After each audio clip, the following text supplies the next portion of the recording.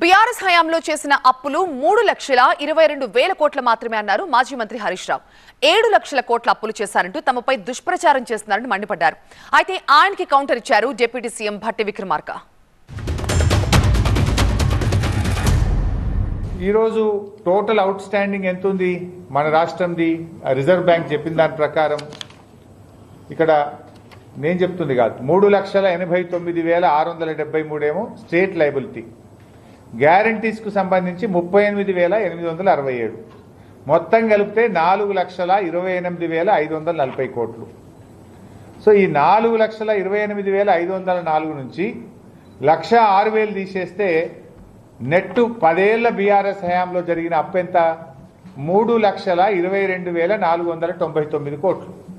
మొత్తం బీఆర్ఎస్ హయాంలో 10 ఏళ్ల పాలనలో ఆర్బీఐ రిపోర్టు ప్రకారం చేసిన అప్పు 3,22,000. ఓఎస్ఎస్ ఫర్టిలిటీలో అమ్మ నాన్నలకి పర్సనలైజ్ ట్రీట్మెంట్ ఇచ్చారు. In the good hands of science. Mummy daddy అవ్వాలంటే ఓఎస్ఎస్ కి కాల్ చేయండి. 2,499 కోట్లు. ఇది నా మాట కాదు, ఆర్బీఐ మాట. మరి వీళ్ళు ఏం ప్రచారం చేస్తుండ్రు? 7 లక్షల కోట్లు చేసిండ్రు, 7 లక్షల కోట్లు చేసిండ్రని ఈరోజు బీఆర్ఎస్ మీద దుష్ప్రచారం చేస్తున్నారు. సో ఈ మొత్తం కలిపి 7,11,911 కోట్లు ఉన్నాయి. ఇది రాష్ట్ర ప్రభుత్వం ఆయా బ్యాంకులకి, కార్పొరేషన్లకి, లేకపోతే ఉద్యోగస్తులకి, కాంట్రాక్టులకి కట్టాల్సిన అప్పులు.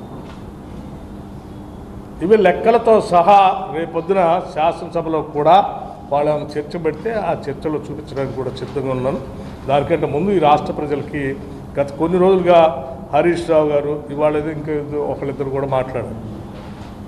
మరి ఇంత పచ్చి అబద్ధాలు ఉన్నవా? ఇవన్నీ దాస్తే దాగే కాదు.